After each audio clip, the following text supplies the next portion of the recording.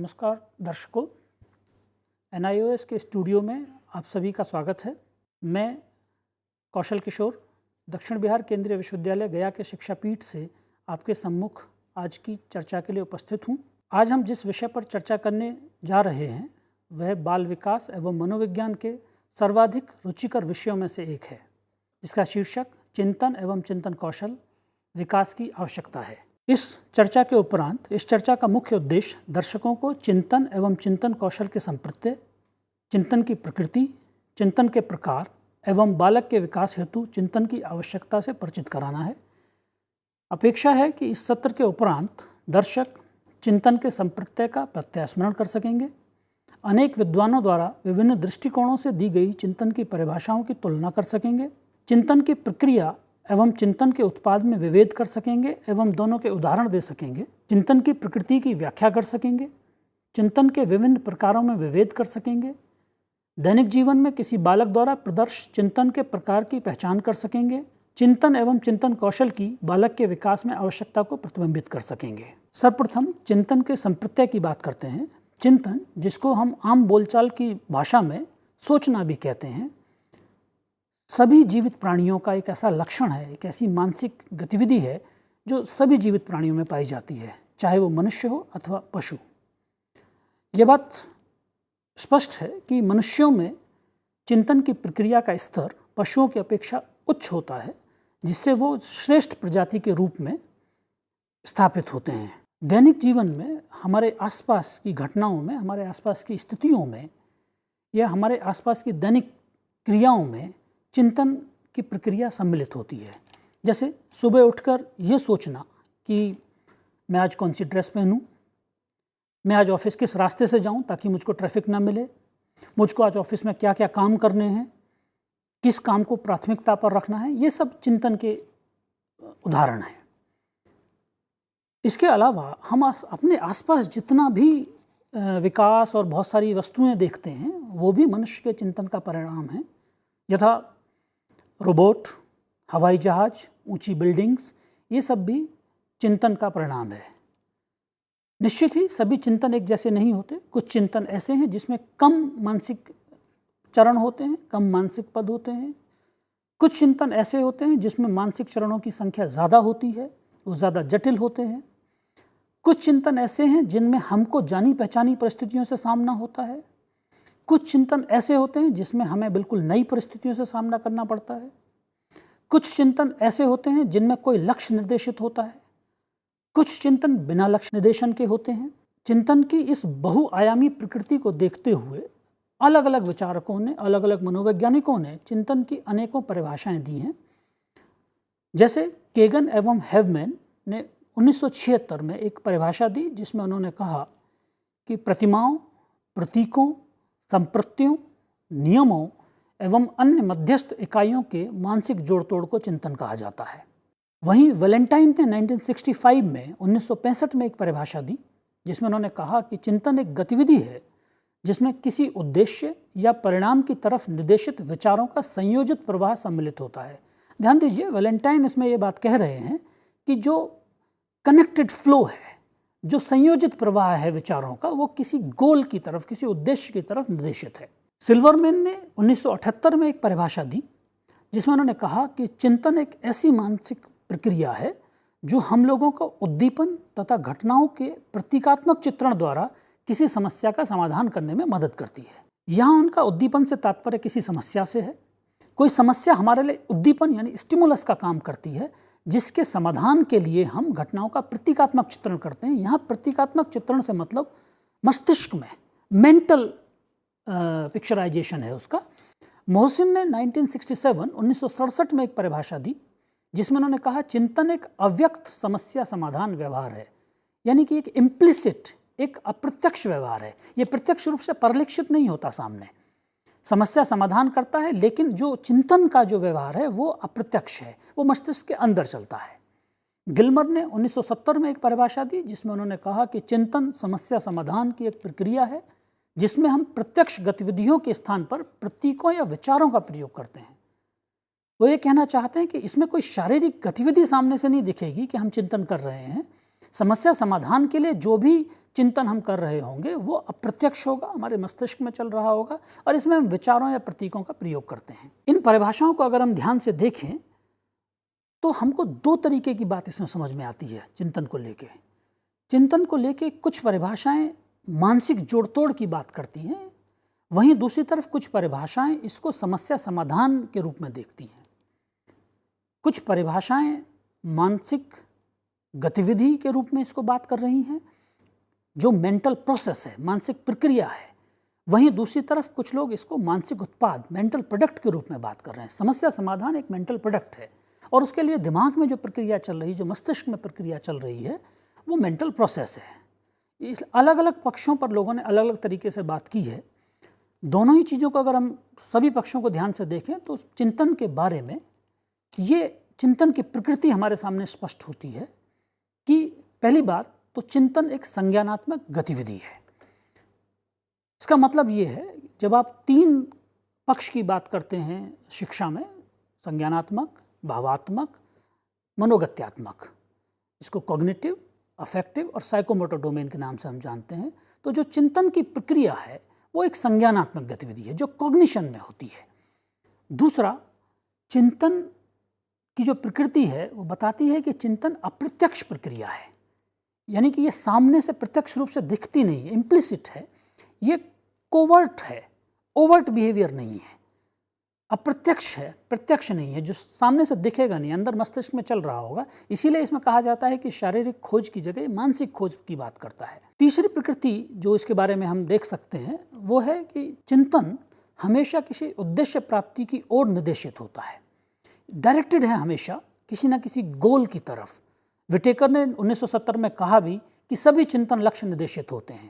हालांकि ये अलग बात है कि कुछ चिंतन हमारे लक्ष्य से अलग भी होते हैं, चर्चा करेंगे इस बात की कि इसी के आधार पर अन्य प्रकार इसका क्लासिफिकेशन किया है लोगों ने।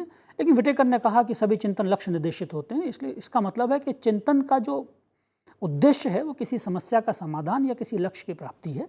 इसके अलावा चिंतन समस्या समाधान का व्यवहार है, इसमें हम प्रॉब्लम सॉल्विंग की बात करते हैं।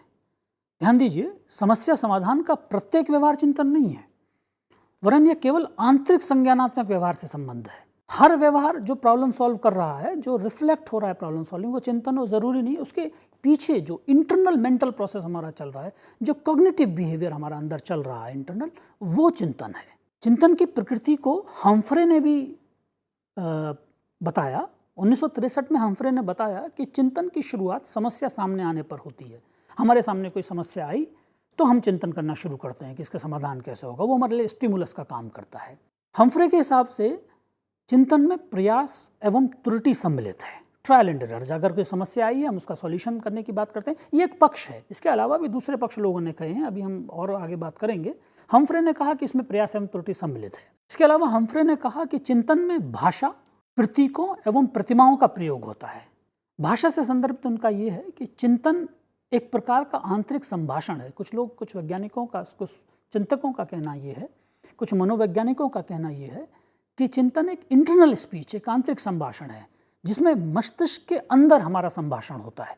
ऐसा ज़रूरी नहीं है कि हम ज़ोर से बोल के किसी से बात करें, किसी सामने वाले व्यक्ति से हम लोग बात करें, लेकिन इंटरनली हमारे माइंड में, हमारे ब्रेन में कुछ संभाषण चलता है और उस संभाषण के लिए भाषा का होना अत्यंत आवश्यक है। हम इंटरनल स्पीच भी जब भी करेंगे उसके लिए हमको किसी भाषा की आवश्यकता होती है, इसलिए चिंतन के लिए भी भाषा की आवश्यकता होती है। इसके अलावा चिंतन के लिए विभिन्न प्रतीकों, सिंबल्स, विभिन्न प्रतिमाओं, इमेजेस, प्रतिमाओं में दोनों तरीके की इमेजेस हो सकती हैं, जैसे विजुअल इमेजेस, दृष्टि प्रतिमा, या श्रवण इमेजेस, ऑडिटरी इमेजेस। हम सोच रहे हैं, हमने कोई चीज़ देखी है, वो हमारे दिमाग में चल रही है कि वो देखा था, उससे रिलेटेड हमको सोच रहे हैं, तो वो विजुअल इमेज है, दृष्टि प्रतिमा है। किसी ने कोई बात कही है, हमने दो लोगों को बातचीत करते हुए सुना है, या किसी ने हमसे कुछ बात कही है, वो ऑडिटरी इमेज हमारे दिमाग में चिंतन के समय चल रही है, ये श्रवण प्रतिमा है। तो हम्फ्रे के हिसाब से चिंतन में भाषा, प्रतीक और प्रतिमाओं का प्रयोग होता है। अब इस चिंतन की प्रकृति के बाद अगर हम ये देखें कि हम देख रहे हैं कि चिंतन की प्रकृति बहुआयामी है।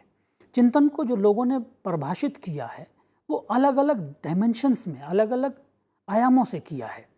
ये कोवर्ट बिहेवियर है, ओवर्ट बिहेवियर नहीं है, इसलिए इसके बारे में बहुत स्पष्ट रूप से भी एकदम एक मत पर पहुंचना भी संभव नहीं है। लोगों ने अलग अलग तरीके से इसकी बात कही है। इसकी इसी बहुआयामी प्रकृति को देखते हुए विभिन्न लोगों ने चिंतन को विभिन्न प्रकारों में विभाजित किया है। एक विभाजन जिम्बार्डो एवं रुक का है जो उन्होंने 1977 में दिया, जिसमें उन्होंने चिंतन को दो प्रकारों में बांटा। पहला उन्होंने कहा स्वली चिंतन, जिसको ऑटिस्टिक थिंकिंग बोलते हैं। स्वली चिंतन एक उद्देश्य रहित चिंतन है जिसका कोई विशेष उद्देश्य नहीं होता, जिसमें दिवास्वप्न जैसे डे ड्रीमिंग, स्वप्न चित्र फैंटेसीज करना या भ्रांति डेल्यूजन्स इसमें सम्मिलित हैं। इसमें डे ड्रीमिंग फैंटेसी ये कोई बहुत गंभीर रूप से असामान्य बात नहीं है, जनरली लोग करते हैं, लेकिन इसका कोई बहुत परिणाम नहीं है, किसी गोल से डायरेक्टेड नहीं है, किसी लक्ष्य के लिए पहुंचना इसका उद्देश्य नहीं है। अपने मन में सोचते रहना कि मैं एक दिन ये बन जाऊंगा या मेरे पास ये बड़ी गाड़ी होगी, बड़ा बंगला होगा, तब मैं ये करूंगा, इस तरह के देवा स्वप्न चित्र हम करते हैं। साथ ही स्वली चिंतन में भ्रांति भी शामिल है जो कि असामान्य व्यवहार है। अगर डेल्यूजन्स भ्रांतियां लोगों में बढ़ रही हैं, कोई उसी भ्रांति में लगातार जीता रहता है, उस प्रकार के स्वली चिंतन में लगातार रहता है, तो ये असामान्य है। अब इसको चिकित्सा उपचार की आवश्यकता है। इस तरह के स्वली चिंतन में कोई बहुत किसी गंभीर उद्देश्य पर या किसी उद्देश्य पर पहुंचना उसका लक्ष्य नहीं होता। आप रिकॉल करें, देखें, जब हम एडजस्टमेंट समायोजन की बात करते हैं तो उसमें दो तरीके के समायोजन की बात करते हैं। एक है परमानेंट एडजस्टमेंट, एक होता है टेम्परेरी एडजस्टमेंट, जिसको हम डिफेंस मैकेनिज्म भी बोलते हैं। डिफेंस मैकेनिज्म में एक टेक्निक है विड्रॉल। ये स्वली चिंतन एक तरीके का विड्रॉल है जिसमें कि हम वर्तमान समस्या जो हम चल रही है, हम उससे कुछ देर के लिए देवा स्वप्न में खो के उससे बच जाते हैं। तो कई बार ये मनुष्य के लिए सहायक भी सिद्ध होता है। इसलिए ऐसा नहीं है कि ये पूरी तरीके से यूजलेस, पूरी तरीके से निरर्थक चिंतन है, लेकिन हाँ, इसी में अगर कोई व्यक्ति भ्रांति में लगातार रहने लगे, उसी में उसका समय जा रहा है, उसी में वो हर समय रह रहा है, तब ये चिंताजनक है, असामान्य हो जाता है। जिम्बार्डो और रुक के हिसाब से जो दूसरा चिंतन उन्होंने बताया वो कहा रियलिस्टिक थिंकिंग, यथार्थवादी चिंतन। यथार्थवादी चिंतन में उन्होंने कहा कि ये गोल संबंधित है, इसमें कोई समस्या समाधान या किसी लक्ष्य प्राप्ति की बात होती है। इसमें उन्होंने तीन तरीके के यथार्थवादी चिंतन की बात कही है, जिसमें पहला अभिसारी चिंतन है जो कन्वर्जेंट थिंकिंग है। ये निगमनात्मक होती है, यानी कि डिडक्टिव अप्रोच इसमें होती है। डिडक्टिव अप्रोच जैसे हमारे पास कोई मेजर प्रीमाइस पहले से है, कोई ज्ञान पहले से है, हम उसके आधार पर किसी संबंधित दूसरी चीज़ के लिए नया एक निष्कर्ष निकालते हैं।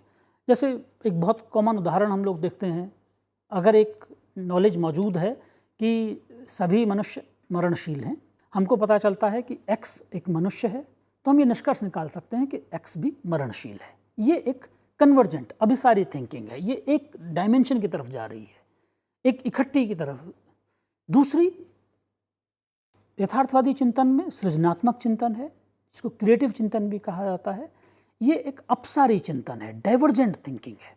ये आगमनात्मक होता है इसका नेचर, जिसमें कि हम विभिन्न उदाहरणों को देखते हुए, दृष्टिगत रखते हुए किसी नए ज्ञान की निष्कर्ष की ओर पहुंचते हैं। जैसे मान लीजिए इसी में जो अभी हमने उदाहरण लिया मरणशील होने वाला, इसमें दूसरे तरीके से अगर कोई व्यक्ति देखता है कि उसने किसी एक मनुष्य को देखा, एक्स को, और देखा कि कुछ एक उम्र होने के बाद वो मर गया, मरण, तो पाया कि एक्स मरणशील है। फिर वाई दूसरे मनुष्य को देखा, वो भी मरणशील है। फिर जेड किसी तीसरे मनुष्य को देखा और पाया कि वो भी मरणशील है। इस तरीके से बहुत सारे मनुष्यों को देखने के बाद एक व्यक्ति निष्कर्ष निकालता है कि इसका मतलब मनुष्य मरणशील होते हैं। ये एक आगमनात्मक तरीके का सृजनात्मक चिंतन है जिसमें कुछ नया होता है। तीसरा जो जिम्बार्डो एवं रुक के हिसाब से चिंतन है यथार्थवादी चिंतन के अंतर्गत, वो है आलोचनात्मक चिंतन, इवैल्यूएटिव चिंतन, जिसमें मनुष्य जो जैसा दिख रहा है, जैसा पता चल रहा है, उसको एज इट इज़ विश्वास नहीं कर लेता, उसको एज इट इज़ एक्सेप्ट नहीं कर लेता, बल्कि उसका मूल्यांकन वो करता है, उसमें क्या सही है क्या गलत है। आज के परिप्रेक्ष्य में जैसे हम देखें, आजकल बहुत कॉमन है ये कि सोशल मीडिया में हमें कोई भी मैसेज पता चलता है, हमको पता चलता है कि सब कैंसर का इलाज इस दवा से हो जाता है, हम बिना उसको जाने आगे फॉरवर्ड करना शुरू कर देते हैं। हमने उसको जांचा नहीं, हमने मान लिया कि ऐसा होता होगा। या हमने कहा कि व्हाट्सएप पर एक मैसेज आया कि सब अगर आप व्हाट्सएप के इस मैसेज को फॉरवर्ड करेंगे तो फलां व्यक्ति के इलाज के लिए इतने रुपये उसको डोनेट हो जाएंगे, और हम इसको मान के आगे फॉरवर्ड कर देते हैं। इसका मतलब है कि हमारे पास आलोचनात्मक चिंतन का अभाव है। हम इवैल्यूएटिव थिंकिंग नहीं कर पा रहे हैं, हम ये नहीं समझ पा रहे हैं कि ऐसे फॉरवर्ड करने से कैसे पैसा डोनेट होगा। और यदि कोई व्यक्ति इस तरह का इवैल्यूएटिव चिंतन कर लेता है, आलोचनात्मक चिंतन कर लेता है और क्या समझ जाता है कि नहीं ये मूर्ख बनाया जा रहा है, इसमें इस तरीके से पैसा डोनेट नहीं होता, इसका मतलब उसके पास आलोचनात्मक चिंतन है। निश्चित ही यथार्थवादी चिंतन में आलोचनात्मक चिंतन उच्च स्तर का चिंतन है। जिम्बार्डो एवं रुक के अलावा कुछ अन्य लोगों ने भी चिंतन के विभिन्न प्रकारों को क्लासिफाई किया है, इसी से मिलता जुलता है। जैसे दूसरा क्लासिफिकेशन जो हमारे पास है, जिसमें पहला जो चिंतन है वो गैर निर्देशित, नॉन डायरेक्टेड या एसोसिएटिव चिंतन है। ये स्वली चिंतन की तरह ही है, जिम्बार्डो एवं रुक के स्वली चिंतन की तरह ही है। ये उद्देश्य रहित है, इसमें कोई उद्देश्य निर्धारित नहीं है। डे ड्रीमिंग, फैंटेसाइजिंग या डेल्यूजन्स, ये सब उसी का प्रकार है। दूसरा, जिसको जिम्बार्डो एवं रुक ने कहा रियलिस्टिक थिंकिंग, उसी को इधर कुछ लोगों ने कहा है निर्देशित चिंतन, यानी कि डायरेक्टेड थिंकिंग। इस डायरेक्टेड थिंकिंग में, निर्देशित चिंतन में किसी उद्देश्य की प्राप्ति के लिए चिंतन होता है। इसको भी फर्दर 5 प्रकार में, इसके 5 रूप लोगों ने कहे हैं या विद्वानों ने कहे हैं, जिसमें पहला स्थूल या मूर्त चिंतन है। स्थूल या मूर्त चिंतन, जब कोई वस्तु हमको कॉन्क्रीट फॉर्म में दिख रही है, परसेप्चुअल और कॉन्क्रीट थिंकिंग इसको बोलते हैं। जब कोई वस्तु हमको कॉन्क्रीट फॉर्म में दिख रही है, उसके बारे में सोचना, उसके बारे में जानना, उसके बारे में विचार करना, ये स्थूल चिंतन का उदाहरण है। इससे थोड़ा हायर लेवल का थिंकिंग है, जिसको हम अमूर्त या संप्रत्यात्मक चिंतन कहते हैं, कॉन्सेप्चुअल और एब्स्ट्रैक्ट थिंकिंग। निर्देशित के अंदर ही ये सारे भाग हैं। अमूर्त या संप्रत्यात्मक चिंतन में कोई वस्तु हमारे सामने नहीं है, फिर भी हम एब्स्ट्रैक्ट रूप में उसके बारे में सोच लेते हैं, जैसे किसी कॉन्सेप्ट के बारे में सोचना। इसीलिए इसको कॉन्सेप्चुअल थिंकिंग भी कहा गया है। जो वस्तु मूर्त रूप में हमारे सम्मुख उपस्थित नहीं है, लेकिन हम उसके बारे में फिर भी सोचते हैं, विचार करते हैं, ये अमूर्त चिंतन का उदाहरण है। इससे और एक निर्देशित चिंतन का प्रकार है जो थोड़ा और हायर लेवल का है, रिफ्लेक्टिव चिंतन, चिंतनशील चिंतन या परावर्तक चिंतन जिसको हम बोलते हैं। इसका एक और भाग है, अभी हम आगे इनके, ये चूँकि ये चिंतनशील, सृजनात्मक और समीक्षात्मक काफ़ी महत्वपूर्ण चिंतन माने जाते हैं बालकों के विकास के लिए, इसलिए अभी हम इनके बारे में और थोड़ा विस्तारपूर्वक चर्चा करेंगे। चिंतनशील चिंतन, सृजनात्मक क्रिएटिव चिंतन और समीक्षात्मक क्रिटिकल चिंतन, क्रिटिकल थिंकिंग जिसको हम बोलते हैं। रिफ्लेक्टिव थिंकिंग जो है, जो चिंतनशील या परावर्तक चिंतन है, ये चिंतन का उच्च रूप है। निश्चित ही यह सामान्य की अपेक्षा जटिल समस्याओं के समाधान पर केंद्रित है। मूर्त चिंतन से ऊपर है अमूर्त चिंतन, और उससे और ऊपर आ रहा है, उसका उच्च रूप है चिंतनशील या परावर्तक चिंतन।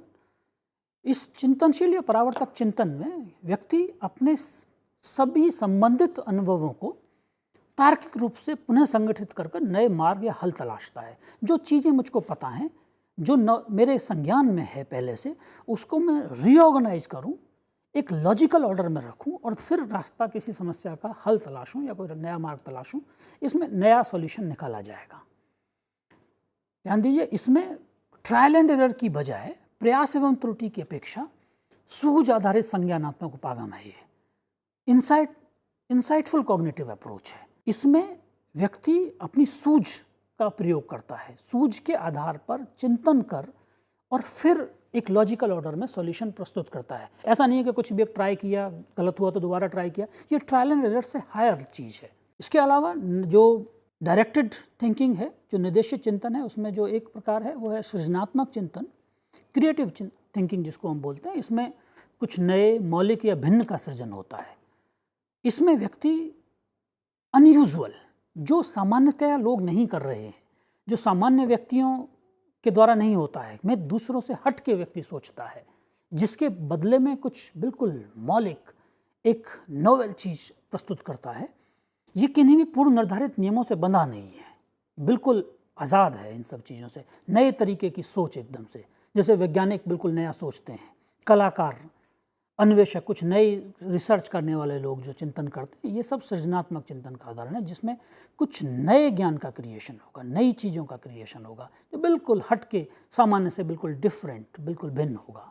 इसमें एक प्रकार है समीक्षात्मक चिंतन, क्रिटिकल थिंकिंग। ये बड़ा महत्वपूर्ण है, खासकर शिक्षकों के दृष्टिकोण से और बालकों और विद्यार्थियों के दृष्टिकोण से, जिसको समझना ये बड़ी महत्वपूर्ण स्तर है, बड़ा महत्वपूर्ण स्तर है चिंतन का, जिसमें व्यक्ति क्रिटिकल थिंकिंग के समय, समीक्षात्मक चिंतन के समय अपने स्वयं के विश्वासों, मान्यताओं, पूर्वाग्रहों एवं विचारों को किनारे कर सत्य की खोज हेतु तथ्यों को छांटता है। अगर मुझको कोई समस्या का समाधान करना है या कोई चीज़ जांचनी है, कोई चीज़ का पता करना है, तो मैं अपनी मान्यताओं या जो सोचता हूँ उनको एक किनारे कर दूंगा। चाहे इस समीक्षात्मक चिंतन की खासियत ये होती है कि इसमें जो चिंतक है, जो चिंतन कर रहा है, उसको चाहे अपने विश्वास की बलि क्यों न चढ़ानी पड़े, लेकिन वो सत्य की खोज हेतु दृढ़ होता है। वो अपनी सारे पूर्वाग्रह, सब मान्यताएं, सब विश्वास, सबको किनारे रखेगा और जो सत्य है उसकी खोज करेगा। वो क्रिटिकली एनालाइज करता है चीज़ों को कि नहीं यही सही है, जो मैं सोचता हूँ ज़रूरी नहीं ऐसा सही हो, तथ्य ये कह रहे हैं, फैक्ट्स ये बता रहे हैं, इसलिए यही चीज़ सत्य है। मंगल अपनी पुस्तक में इस बात को कहते हैं कि इसके लिए जब कोई व्यक्ति क्रिटिकल थिंकिंग करता है, समीक्षात्मक चिंतन करता है, तो उसको उपयुक्त विवेचन के लिए, यानी कि इंटरप्रिटेशन, जो चीज़ उसने ढूंढी है उसको इंटरप्रेट करने के लिए, विश्लेषण के लिए, जो तथ्य मुझको मिल रहे हैं उनको एनालिसिस करने के लिए, मूल्यांकन करने के लिए, जो तथ्य हमको प्राप्त हुए उनको एवेल्युएट करना, सही हैं, गलत हैं, और निष्कर्ष पर पहुंचने के लिए, कोई इन्फरेंस ड्रॉ करने के लिए, जितनी सूचनाएं मुझको मिली हैं उनसे मैं कोई निष्कर्ष निकालूं, वो इन्फरेंस ड्रॉ करने के लिए उच्चतर संज्ञानात्मक क्षमताओं के प्रयोग की आवश्यकता होती है। मुझको हायर कॉग्निटिव एबिलिटीज चाहिए। निश्चित है कि क्रिटिकल थिंकिंग करने के लिए व्यक्ति को हायर कॉग्निटिव एबिलिटीज़ का प्रयोग करना होगा। समीक्षात्मक चिंतन में ही मंगल पुनः कहते हैं कि एक आदर्श समीक्षात्मक चिंतक, ध्यान दीजिए, अब ये विद्यार्थी के परिप्रेक्ष्य में जब आप इस बात को देखेंगे तो समझेंगे ये कितना महत्वपूर्ण है कि एक आदर्श समीक्षात्मक चिंतक स्वभाव से जिज्ञासु, इंक्विजिटिव, हमेशा कुछ जानने के लिए ललायत, सुसूचित, वेल इन्फॉर्म्ड, उसको तथ्य पता होते हैं, उदारचित, ओपन माइंडेड, वो ओपन माइंडेड है, सब चीज़ को ग्रहण करने के लिए तत्पर है कि जो मैं अपनी बातों से बंधा हुआ नहीं हूँ, मेरे जो पूर्वाग्रह हैं, जो मेरे प्रिजुडिसेस हैं, मैं उससे फिक्स नहीं हूँ, जो सही होगा मैं उसको एक्सेप्ट करूँगा। उदारचित होता है, नम्य है, फ्लेक्सिबल होता है, एक्सेप्टेबिलिटी उसमें होती है कि कोई नई चीज़ मुझको पता चले कि जो मेरी बात से भिन्न है तो मैं उसको स्वीकार करूँगा। मूल्यांकन में निष्पक्ष, यानी कि फेयर माइंडेड इन इवैल्यूएशन। अगर मैं किसी तथ्य की जांच कर रहा हूं तो मैं अपना सब्जेक्टिविटी को एक किनारे कर दूंगा, मैं निष्पक्ष उसमें बात करूंगा, मैं किसी बायसनेस की उसमें बात नहीं करूंगा। व्यक्तिगत दुराग्रह एवं पूर्वाग्रहों से मुक्त, free from personal biases and prejudices, यानी कि मेरे अपने कुछ विचारधारा, मैं किसी एक पर्टिकुलर विचारधारा को मानता हूँ, किसी चीज़ से जुड़ा हुआ, किसी संस्था से जुड़ा हुआ, कोई राजनीतिक विचारधारा हो सकती है, कोई धार्मिक विचारधारा हो सकती है, कोई अन्य विचारधारा हो सकती है। तो जो समीक्षात्मक चिंतन होता है, चिंतक होता है, जो क्रिटिकल थिंकर होता है, वो इन सारी चीज़ों से, पर्सनल बायसेस से और प्रेजुडिसेस से, व्यक्तिगत दुराग्रहों से मुक्त रहता है और ये प्रासंगिक सूचना प्राप्ति हेतु ईमानदार होता है, honest in seeking relevant information. ये हमेशा पुनर्विचार करने हेतु तत्पर रहता है कि मुझको कुछ नया पता चलेगा जो सही होगा, जो सत्य की खोज में मदद करेगा, तो मैं उसको एक्सेप्ट करूँगा। ये क्रिटिकल थिंकिंग करने वाले व्यक्ति के लक्षण हैं। अब महत्वपूर्ण है कि हम विद्यार्थी के या बालक के विकास के हेतु इन सब चीज़ों की क्या आवश्यकता। अगर आप ध्यान से देखें इन सारी चीज़ों को, चिंतन के विभिन्न स्तरों को, विभिन्न प्रकारों को, तो आप पाएंगे कि अगर हम शिक्षा के उद्देश्यों की बात करें, या शिक्षा का उद्देश्य क्या है, मनुष्य को सामाजिक रूप से एक सुसमायोजित व्यक्तित्व के रूप में विकसित करना बालक को। अगर हम सामाजिक अच्छे समाज की संरचना करना चाहते हैं तो हमको ऐसे व्यक्तित्वों का निर्माण करना होगा, ऐसे मनुष्यों को तैयार करना होगा जो कि लॉजिकल थिंकिंग, क्रिटिकल थिंकिंग, समीक्षात्मक चिंतन कर सकें, जो किसी भी बात पर आंख मूंद कर विश्वास ना कर सकें, जो सिर्फ डे ड्रीमिंग ना करें, जो सिर्फ फैंटेसाइज ना करें, जो डेल्यूजन्स में ना रहें, वरन और वो धीरे धीरे उनके सोचने का स्तर बढ़ता जाए, मूर्त से मूर्त की तरफ जाएं, उनकी रिफ्लेक्टिव थिंकिंग हो, वो किन्हीं चीज़ों को इवेलुएट कर सकें, क्या सही है क्या गलत है, और अपने पर्सनल बायसनेस और बिलीफ से अलग हट के सही को स्वीकार कर सकें। अगर हम ऐसा व्यक्तित्व तैयार करते हैं समाज के लिए, तो निश्चित ही समाज की विभिन्न कुरीतियों या विभिन्न अव्यवस्थाओं में ऐसा व्यक्ति बजाय उनको बढ़ाने के लिए उनको रोकने का और एक सशक्त समाज के निर्माण में सहायक होगा। इसलिए अगर हम चाहते हैं कि बालक का विकास सम्यक हो, समग्र हो, होलिस्टिक डेवलपमेंट उसका हो, तो उसमें क्रिटिकल थिंकिंग तक उसको पहुंचाना, उसमें क्रिटिकल थिंकिंग स्किल्स डेवलप करना, ये परम आवश्यक है, ताकि एक संतुलित व्यक्तित्व का विकास उसमें हो सके। चिंतन में भी खासकर विशेष रियलिस्टिक चिंतन, वास्तविक यथार्थवादी चिंतन, डायरेक्टेड थिंकिंग जिसको हम बात कर रहे हैं, निर्देशित चिंतन, इन सब चीज़ों की उसमें भी हायर लेवल के चिंतन के कौशल के विकास करने की आवश्यकता एक सशक्त समाज के निर्माण के लिए, एक सशक्त व्यक्तित्व के निर्माण के लिए आवश्यक है। इसलिए बालक के लिए बहुत ज़रूरी है कि उसमें इन चिंतन कौशलों का विकास हो। आज इसके सत्र में हमने बात की, सबसे शुरू में हमने बात की कि चिंतन का संप्रत्यय क्या है, फिर हमने चिंतन की प्रकृति के बारे में बात की, जिसके पूर्व हमने चिंतन की बहुत सारी परिभाषाओं को भी कोट किया। इसके अलावा हमने चिंतन के प्रकारों के बारे में बात की और अंत में हमने बालक के विकास हेतु चिंतन कौशलों की आवश्यकता के बारे में बात की।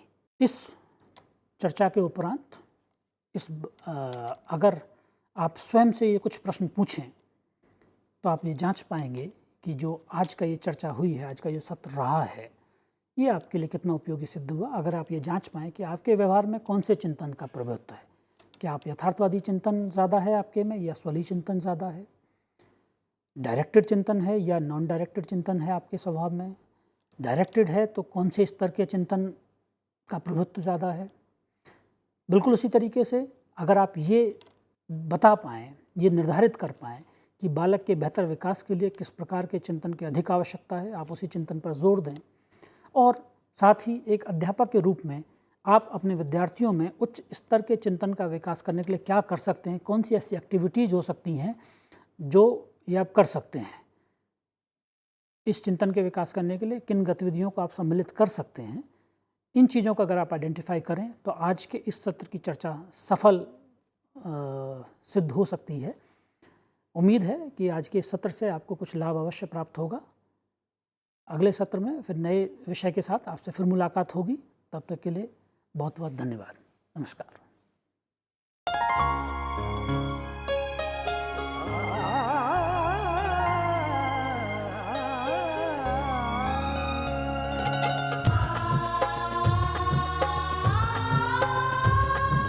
जीवन ये प्रकाशित करने, राहों को आलोकित करने, हम अपना दीपक स्वयं बने, हम अपना रास्ता स्वयं चुने।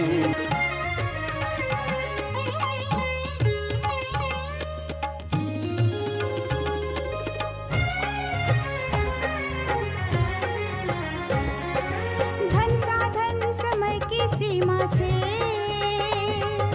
विद्यालय जो मुक्त हो, धन साधन समय की सीमा से विद्यालय जो मुक्त हो। कभी पढ़े हम कहीं पढ़े वे विषय की लोच से,